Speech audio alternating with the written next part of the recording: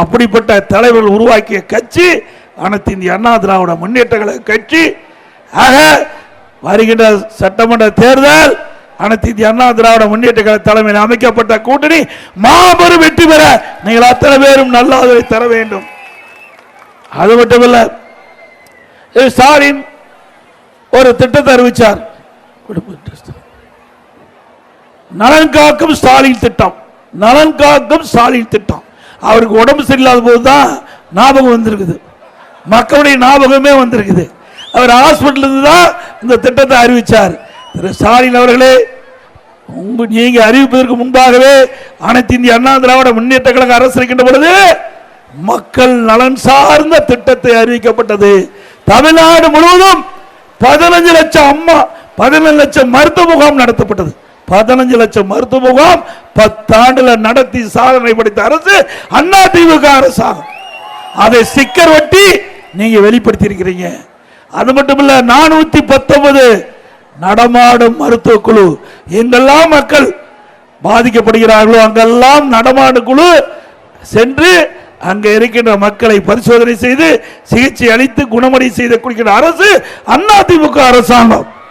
அதோட அனைத்து இந்திய அண்ணா திராவிட முன்னேற்ற கழக அரசு இருக்கின்ற பொழுது 10 ஆண்டுல மட்டும் நான் சொல்றேன் 244 ஆரம்ப சுகாதார நிலையங்கள் துவக்கப்பட்டு அந்தந்த பகுதியிலேயே ஏழை மக்களுக்கு உரிய சிகிச்சை அளித்த அரசு அண்ணா திமுக அரசாங்கம்.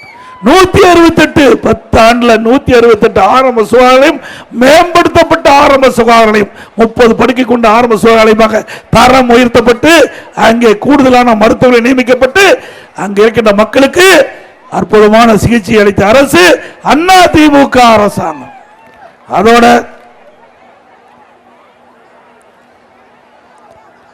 இன்றைக்கு அண்ணா திமுக ஆட்சியில் தான் டாக்டர் முத்துலட்சுமி மகப்பேறு நிதி திட்டம் அதை 12,000 18,000 உயர்த்தது அண்ணா திமுக ஆட்சியில்.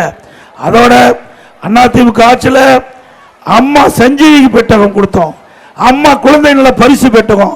நம்முடைய ஏழை தாய்மார்கள் பெற்றெடுத்த குழந்தைகளோட நலமோடு வளமோடு வாழ வேண்டும் என்பதற்காக மாண்பு அம்மா கொண்டு வந்த திட்டம் அம்மா குழந்தைகள் நல பரிசு திட்டம். இத்தனையும் கொண்டு வந்த அரசாங்கம் அண்ணா திமுக அரசாங்கம்.